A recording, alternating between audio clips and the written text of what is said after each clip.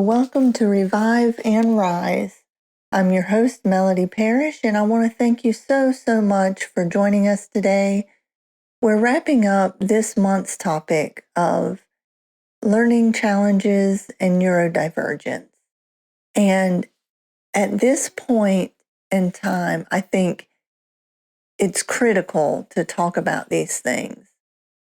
And yes, I'm speaking of the comments from the current administration about Tylenol causing autism.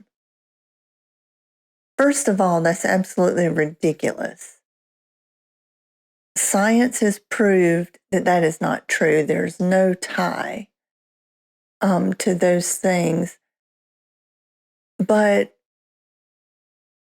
you know, our world needs to stop thinking of these things as diseases that need to be cured or that need to be fixed. Autism, neurodivergence, learning challenges, those things mean one thing, that you see the world differently. You see the world through different perspectives, different eyes. You have different ideas. And that's the thing. The world doesn't want people to be different. For some strange reason, we have dived into this point in time that no one wants anything that's different than what they are. You have to do things this way. You have to act this way. You have to say these things. You have to learn this way. You have to think and act this way. You have to react and respond this way. And if you don't, or if you have a different way of doing things, a different way of seeing things, a different way of feeling, of thinking, then you're wrong. Something's wrong with you. And that is so not true. There needs to be no shame. By saying these things, it shames people. It shames people for being who they are. And it shames people and makes them think that they're the cause of something. They're the cause of something and filled with blame for something that they do not need to be. There should be no blame and no shame between a mother and their child that is neurodivergent or autistic. There isn't. There should not be. There should not be shame for a neurodivergent person. The only thing that is different about you is that you see the world differently. And you may be your brain may be wired differently, but that's okay. That's something beautiful. And that's something that adds deep and richness in this world. You shouldn't be ashamed of that. Shame is a way to control people.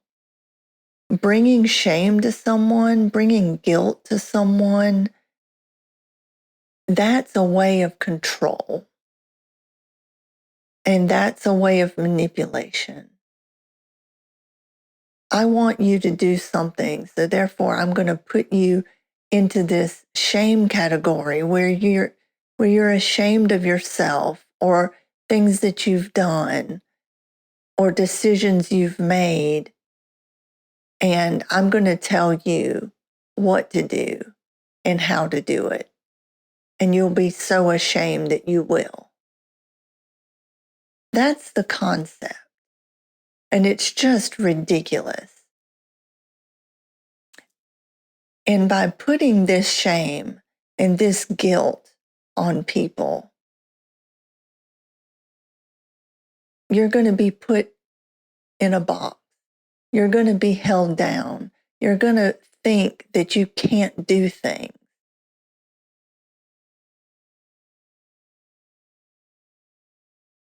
This never should be. This never should happen. You're beautiful people. Your families are beautiful. You know, I spoke to a friend recently. I hadn't seen them in decades. And I was listening to them, and they told me something. They said, you know, I'm finally able to hold down a good job that I am happy with because I've been diagnosed with autism and ADHD. And those are competing things. And they said, you know, I've been struggling, but the monotony of the job, yet I'm able to change what I'm doing in an instant. I'm doing the same thing, but if they need me over there to do something, then I just move over there and do it. And then if they need me in another place, I move there to do it. So that helps with the ADHD. And then the part that is the same and repetitive, that helps with the autism. And it's perfect. And the glimmer in their eye and the smile on their face was such a beautiful thing. It just made my heart happy. And that is the key.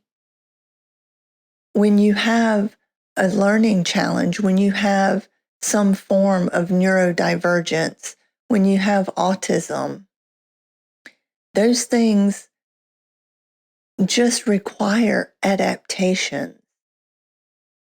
And people do not like change. They don't like change. They don't want to change.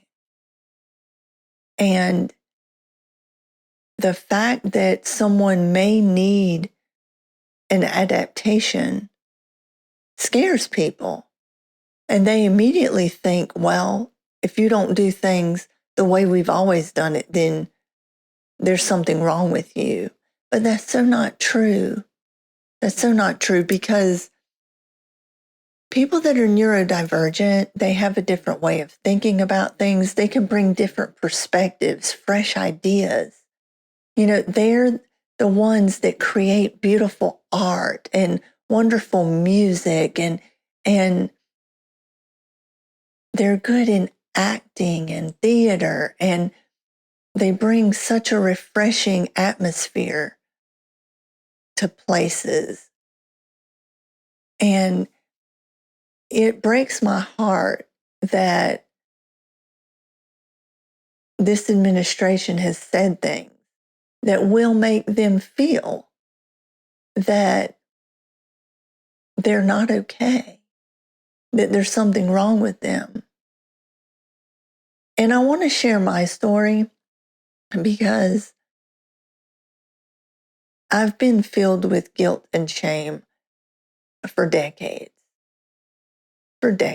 And some of it was my environment, but some of it was brought on by myself.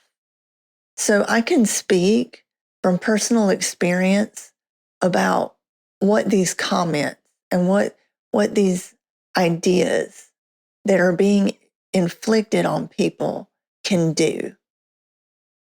And it is horrific. So as many people know,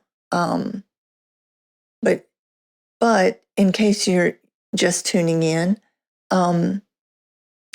I have a traumatic brain injury. I also have PTSD. And I've constantly remembered who I was before my car accident, which gave me the traumatic brain injury. I have constantly thought about that. And for whatever reason, because I was made to feel like I was good then, but afterwards I was lacking in some form, I've spent the last couple decades trying to be that person, trying to do things like I used to. And I've set such a high bar for myself. And I've constantly tried to reach that bar. The problem with that becomes when you're not capable of reaching that bar. And what I mean by that is not that you can't do anything or, don't try and do that because it's not possible. But what I mean about that is to educate yourself about your capabilities. If you were to look at me, I look like like I have no deficits, like I have no issues. And anytime that a person is struggling mentally in some sort or fashion, people don't seem to understand, because if you can't see it, then you're not having a problem. For example, like a broken leg or a broken arm, if you see that, then you know that that person has a broken arm or has a broken leg. So they may walk slower, or they may not be able to reach those things. And people will gladly make adaptations for those things. But if you're struggling mentally, people can't see your brain. People can't see what goes on. And so they don't treat you with any adaptations. They don't have any acceptance. They just don't see. You just can't see. And so when you go through, like I've said before, I didn't really know the extent of my my injury, and I didn't know the extent of my capabilities, and so I put tremendous pressure on myself, and I worked really hard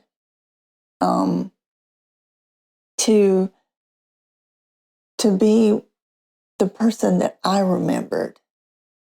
And at one point, I remember talking to an extended family member, not someone in my immediate family, and they asked me. They said, "When are you going to graduate grad school so I can be proud of you?"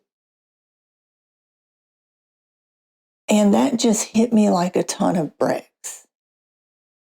And I know they didn't mean for it to, but that's the thing, Sometimes we don't mean things, but they're perceived a different way. And I still remember that. And, you know, that caused me to even try harder and to try harder. And so it's not like I wasn't working at it, but now that 3 years ago, I actually gained access to my medical records, like my original medical records. And I was able to see, what happened. I was able to see the doctor's notes and the nurse's notes. And so it helped me to understand. It helped me to understand why I had been struggling. And it wasn't that I wasn't working hard enough. It wasn't that I wasn't trying. And it was that my brain was damaged. And no matter how hard I worked, no matter how much I practiced, there were some things that I just would not be able to do.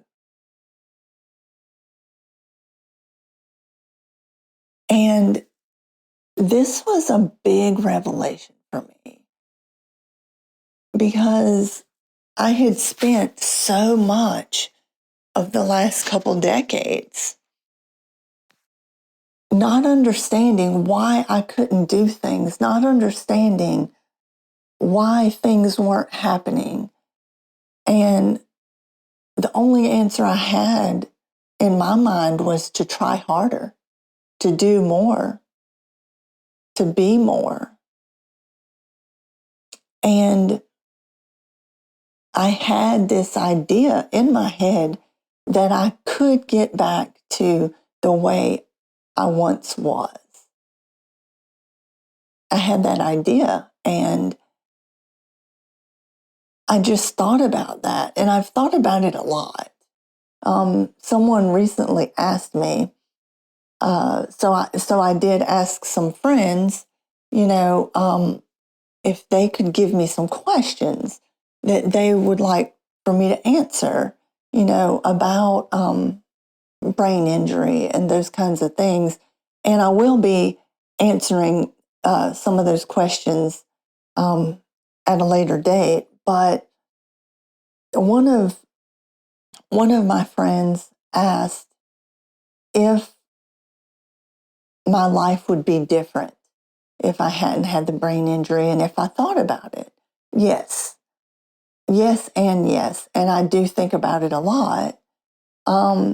And I'm not saying my life is bad in any way. I'm very happy with where I'm at now. But it wasn't without struggle, and it wasn't without a lot of misunderstanding. And I think about if I was just able to know, if I was just able to understand things would have been a lot different. And I wouldn't have felt so much shame. Because of all this, and because I was made to feel that I was less than, that there was something wrong with me, that I was a problem. And that was for a variety of reasons. It was because of the environment I was in, but it's also because I put a lot of pressure on myself. And I decided that, that must be true. And because of that, I had so much shame. I had so much shame, I had so much fear, and I had so much guilt. That accident wasn't even my fault. According to the lady that was the witness when she gave the police report, she said it was a hit and run. So, why would you feel guilty about that? But I did. I felt guilty because I couldn't achieve what I had planned on achieving. I, I felt shame because, I felt something was wrong with me. And I felt shame because I couldn't be the person that I wanted to be. I couldn't be the person that I was. And, I look back and that was so harmful. I can look back and see where that just increased the struggle in me and where that increased the negativity in me and where things would have been so much easier. It still would have been a struggle, but it would have been an easier struggle if I had had the support back then that I needed. And if I would have had the help and the adaptations that I needed. And so that with me, that was me comparing to what I used to be. That's because I have acquired neurodivergence. Traumatic brain injury is listed as neurodivergent. It is considered neurodivergent, and it's considered acquired neurodivergence because it happens to you, and then something happens to you, and then your brain thinks differently and responds differently. But someone with autism, someone that was born with neurodivergence, it's not like they compare to themselves like I did, because they're just being themselves. They haven't known themselves in any different way. But when you start to tell them that something's wrong with them, when you start telling them or insinuating that they have a disease that needs to be cured, that needs to be fixed, that brings a whole different level of shame and guilt into it. And then on top of that, you have these precious mothers that think, for whatever reason, they think that their child may have autism because they tried to seek comfort for themselves during their pregnancy, which is ludicrous. But that brings a whole different level of guilt on that poor mama. And there's no need for all that. We can do better as human beings and as a society. We can do better. And I fail to understand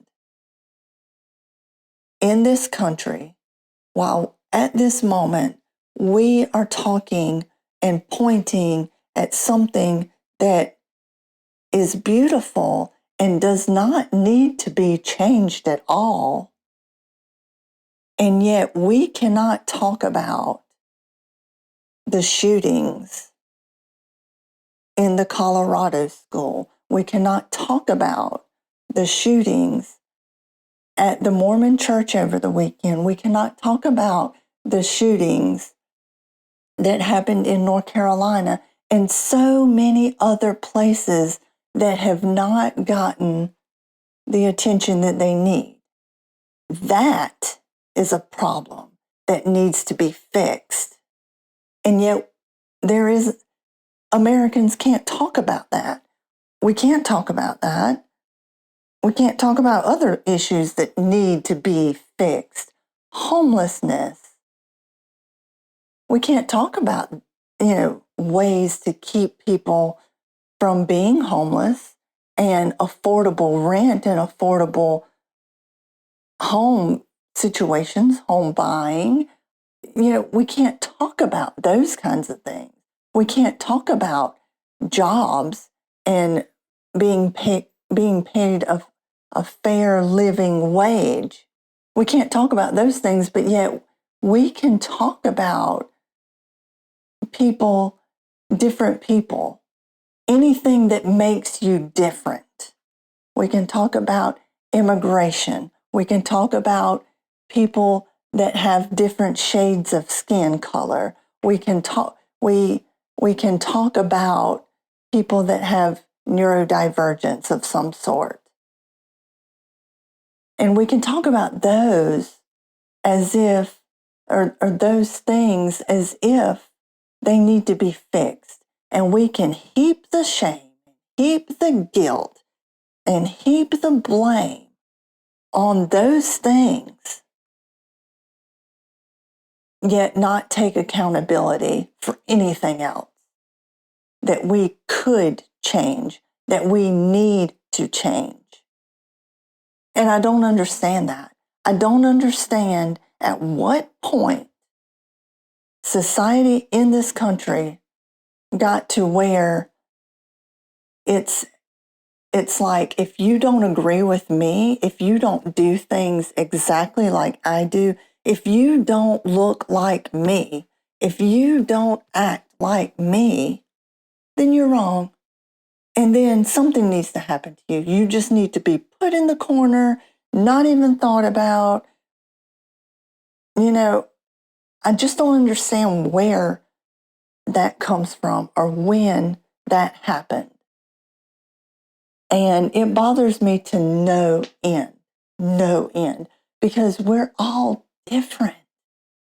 We're all of us. Our differences are what makes us better, what makes us beautiful, what makes us who we are. And this whole make America great again, we can make America great by being who we are and being different and loving it, loving those around us and ourselves for being different, for thinking different, for doing different.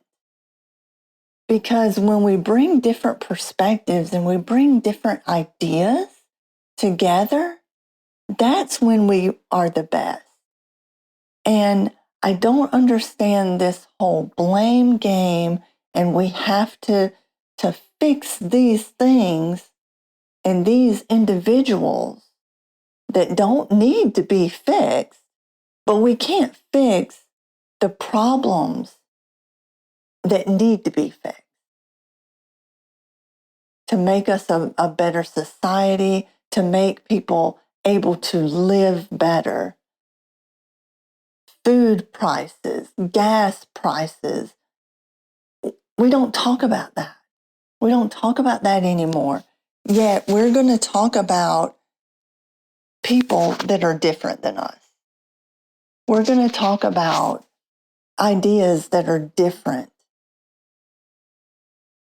Maybe people feel threatened because these different perspectives and different ideas and different ways of doing things intimidates them.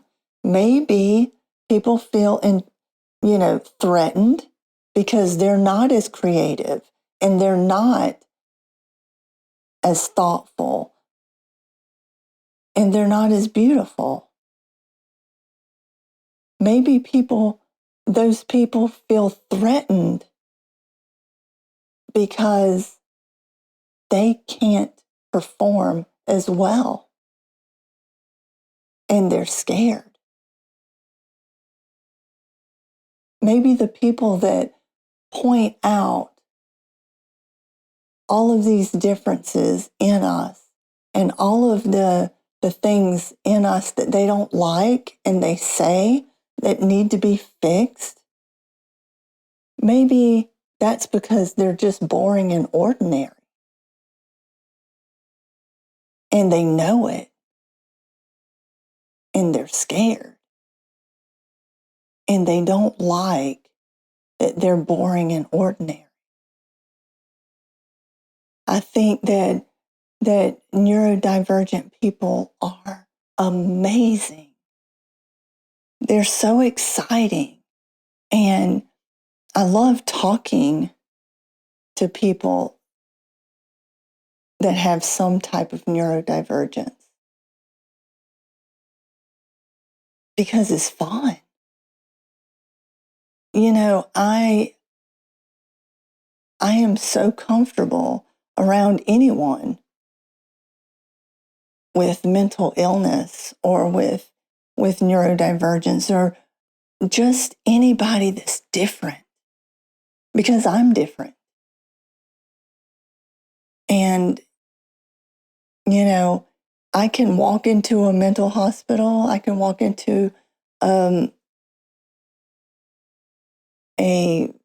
psychiatrist's office or a therapist's office, and I can strike up a conversation and I can just have a wonderful time with that individual. If they're bipolar, if they're schizophrenic, it doesn't matter. It doesn't matter what their problems are. Suicidal. They're beautiful people.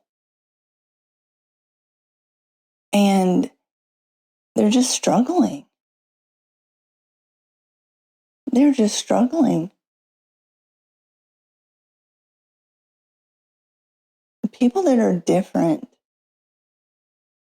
are wonderful. People that are different add so much to the world.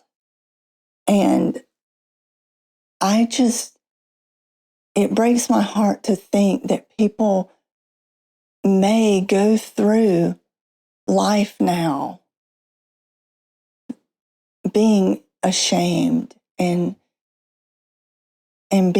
feeling guilty. I lived my life in decades of shame. I hid my car accident. I hid my brain injury. I hid for decades. I just wouldn't talk about it. And a lot of that was because, it was normal and I didn't think of anything. And I was never led to believe that there was any reason for me to express anything about it. And at one time, I was even encouraged to hide it. Several times I was encouraged to hide it and just not talk about it for various reasons. And to think that people may be shamed into that, it just hurts my heart. All because of one comment. All because of one comment. Hearing one thing, think about it. No matter what he is the president of the United States. And it always has had a higher status.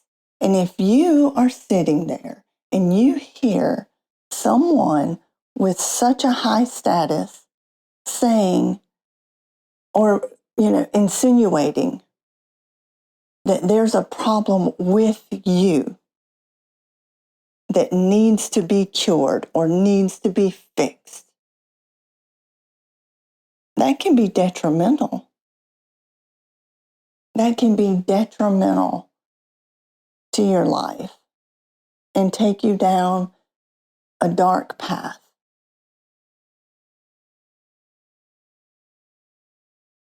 By hiding yourself, you try and fit yourself into a box that isn't for you.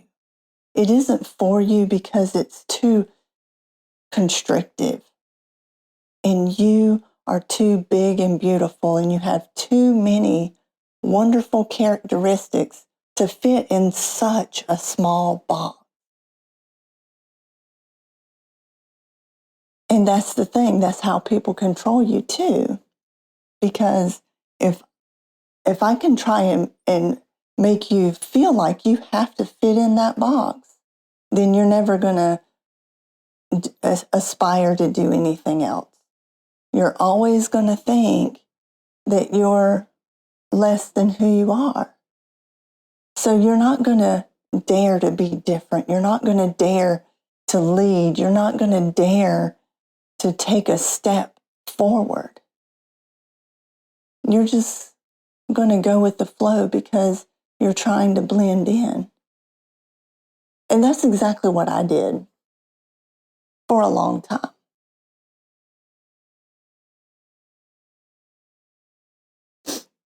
And if I can prevent anyone from having to do that, I want to.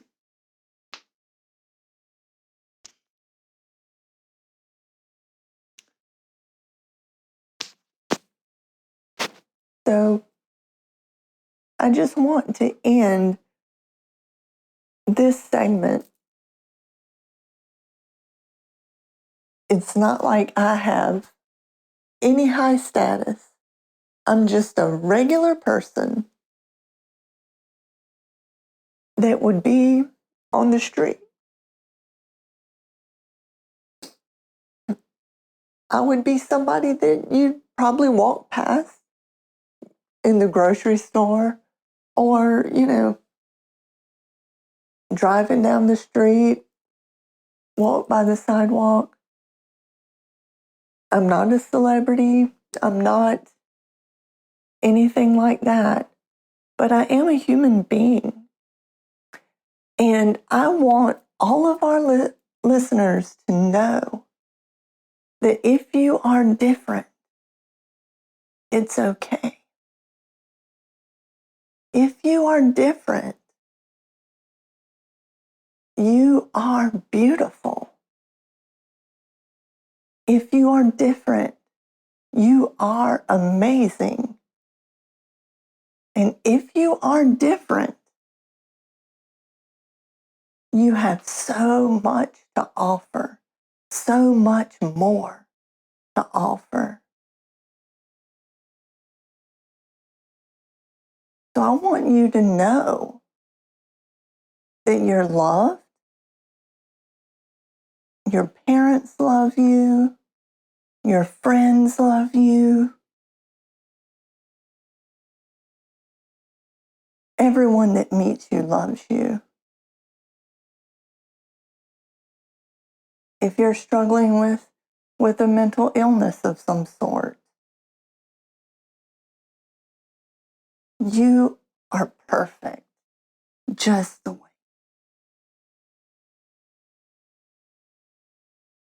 It may be a struggle, but you're beautiful. Each one of you adds so much value to the world and has so much to offer. And I hope you're listening to me. And I hope you believe me. I hope that this sinks in. And to all the mamas out there, y'all are amazing too.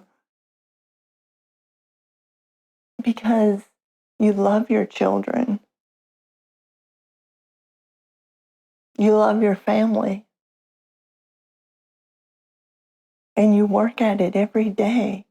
And you love it.